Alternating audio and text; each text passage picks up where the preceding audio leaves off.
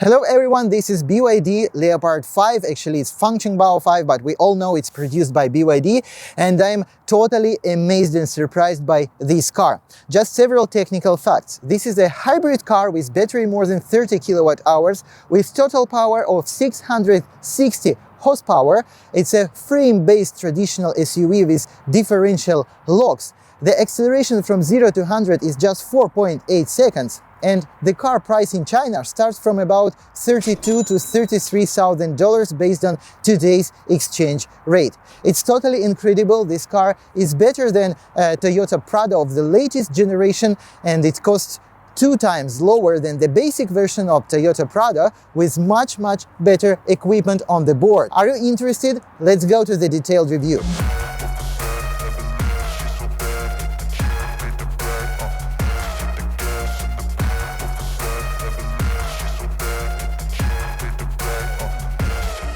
We start from the body. This is a traditional SUV frame based with very strong frame with percentage of using ultra strong steel 91.5%.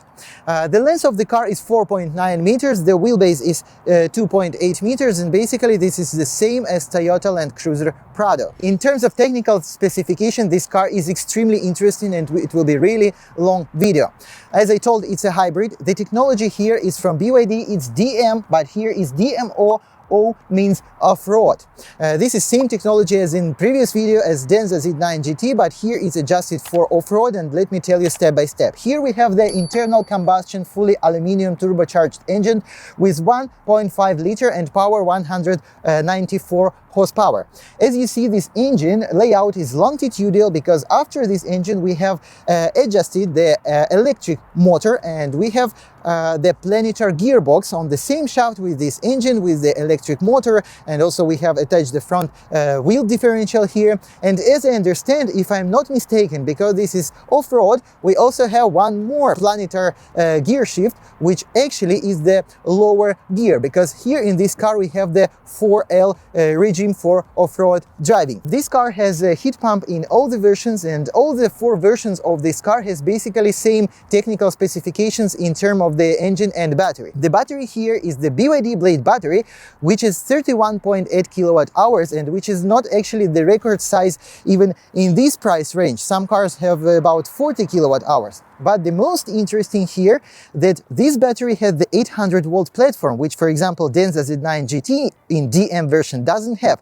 It is surprisingly for me, but anyway, it's not bad, and the fast charging from DC port here can take more than 100 kilowatts, and charging will take only like about 10 to 15 minutes. We also have the front and rear differential lock, so it's a real off-roader, but the front differential lock is only in the top version. In the basic versions we do not have. This is actually the top version.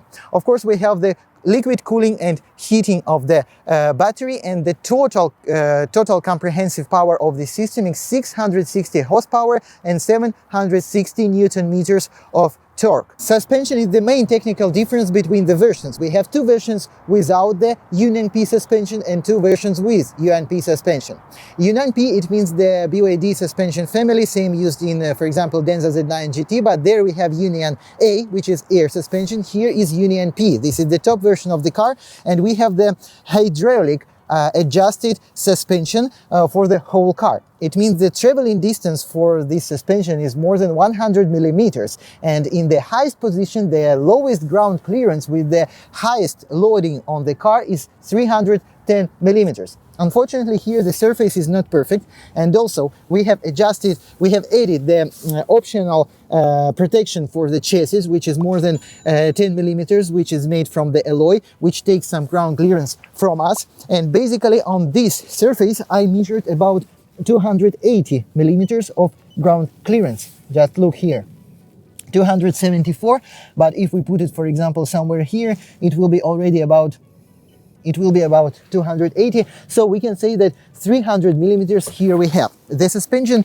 itself is a traditional suspension for this type of old-fashioned SUV, let's say, frame-based with a double wishbone suspension in the front with very massive arms. By the way, the ball ring here is not exchangeable, but everything looks super massive. Just this welding I to be honestly don't like too much, but probably it's sufficient for this car.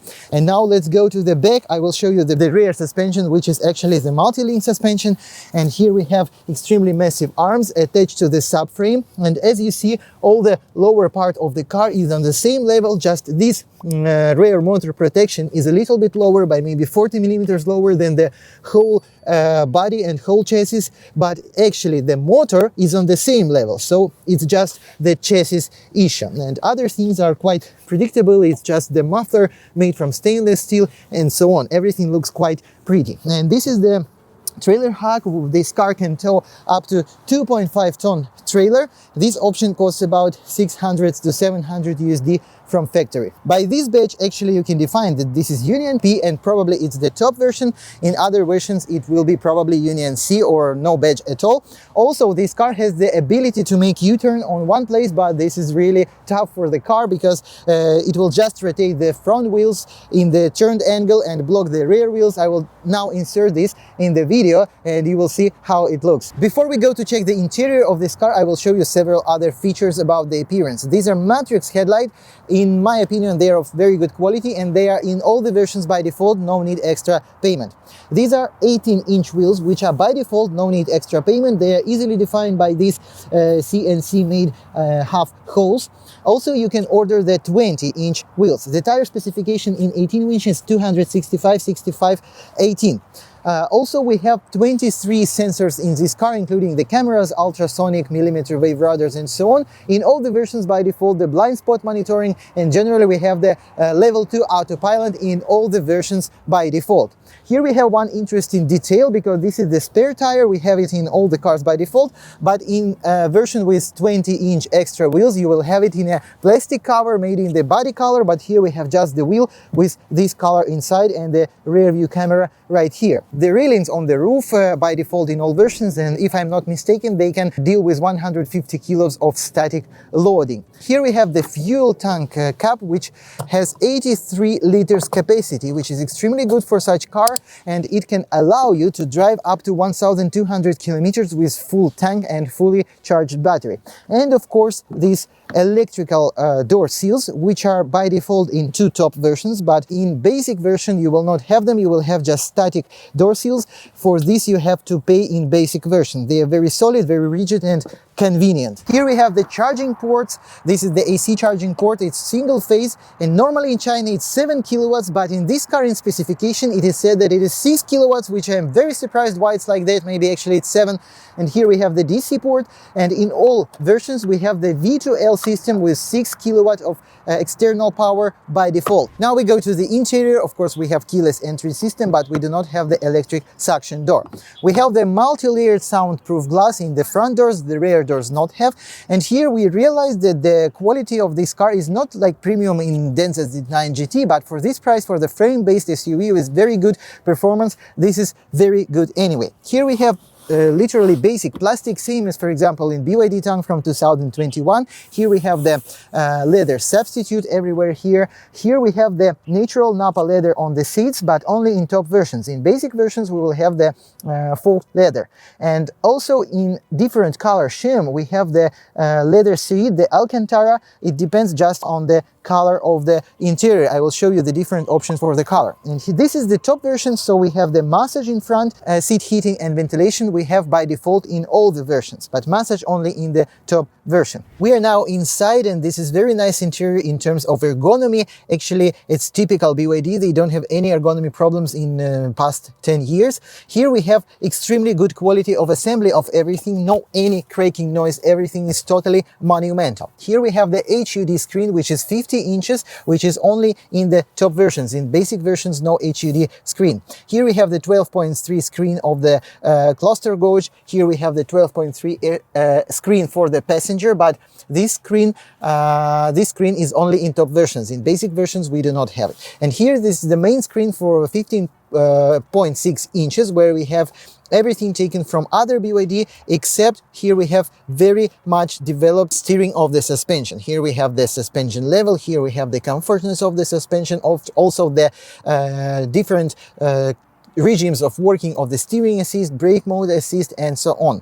In the climate menu we also have the air fragrance system, seat heating, ventilations, and so on. This car has massage in the front and steering wheel heating in the all versions. By the way, the steering wheel is covered in the natural leather. These understeering switches taken from other cars from BYD in the BYD Town from 2022 is exactly the same switches.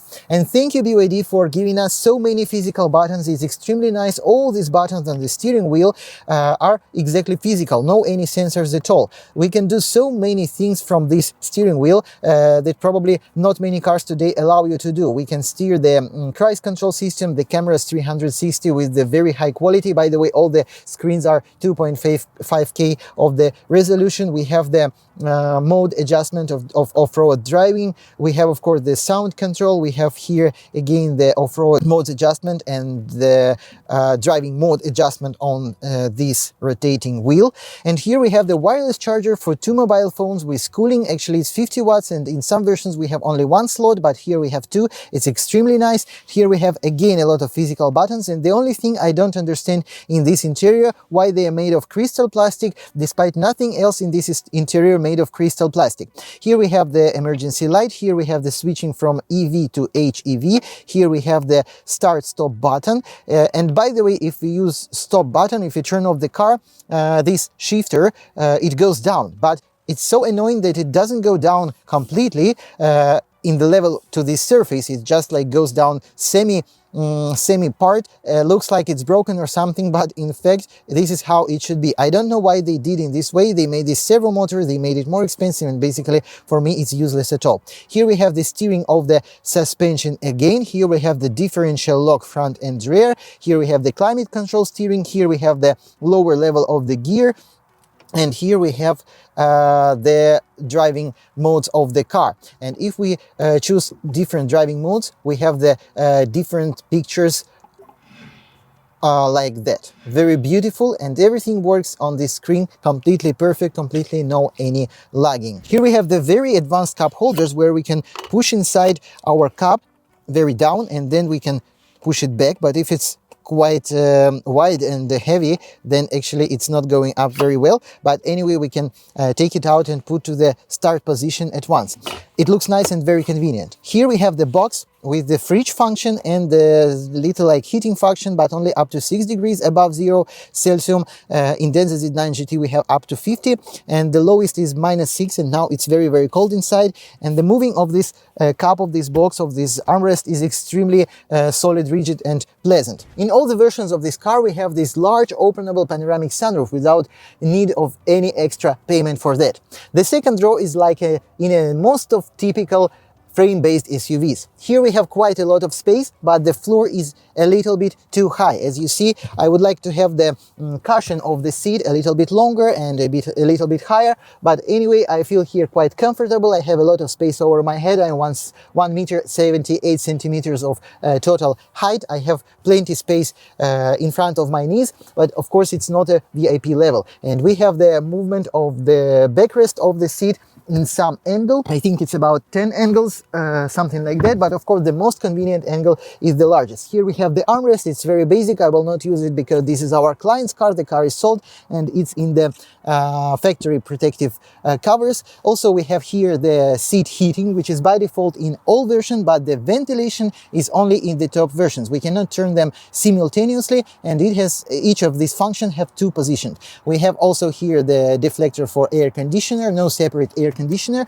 and here we have the 2 USB charging ports for the second row. Basically it's quite functional second row, quite basic, and we can say quite comfortable. The cargo space of this car. We have this enormously large door, which actually has some auxiliary mechanism of opening, but it's not the electric tailgate, but it has the suction, electric suction door. Only this one door has it. And of course the keyless entry. So here we have the luggage or cargo compartment, and basically it has quite basic finishing. This is just very rude plastic, same as in Toyota Prado or something like that, as you see. And also here we have the underfloor niche. Here we have the basic charger, the basic V2L by default, which is the factory set of this car, and also we have the high jack, which looks quite small. Here we also have the microphone, because this car has karaoke in all function, and here we have the send system, which need to be just installed. No need any special installation, you just plug it inside, as in BYD C-Line 07. Generally, this cargo compartment is not large at all, but the car is less than 5 meters, so for this size it's pretty organical, pretty normal cargo space. Here we have the 220 volts socket, which is extremely nice. What is this? This is some weird badge for it. We have this cargo fixation hooks, and also we have the ability to lower down this suspension, which is of course very important function, but currently it's not getting lower. Probably now we are in the lowest position. And let's fold the rear seats. I will show you how it works, because they made it quite well, and here we have it folded in the flat floor, just because this cushion goes down. So now we basically have the flat floor, and I will show you the infography of the size of this trunk on the picture. Now it's time to perform the test drive of BYD Function Bao 5. Actually, this car is brand new and it's sold to a customer. But anyway, I have to add some petrol, go to the petrol station, because from the factory there is literally 2 or 3 liters of petrol in the tank. It's very convenient to get inside using these electric seals. The ergonomy here is directly from any other BYD, very perfect and very, very familiar. And we just start. The first thing I'm surprised in this car is the level of view in all the mirrors, in all the glasses. The glasses here are very huge in vertical size.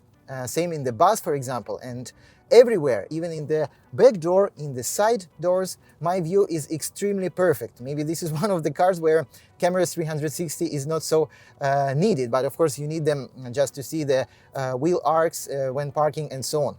The second thing which surprises you in this relatively not expensive SUV is the sound insulation level. It is better than in many premium cars. It is just top level. I don't hear these 18-inch huge wheels. I don't hear the trucks outside on the road beside me. This surprises me completely. The other thing is that the steering is extremely perfect. Now we are in the sport mode, actually Sport Plus mode. The steering is just like in a normal car, and you don't feel this car. The second thing is the acceleration of this huge car. It's really fast. Of course, it's not like Zeekr. It doesn't push you in the seat so much as in Zeekr 001 with acceleration just 3.3 from 0 to 100.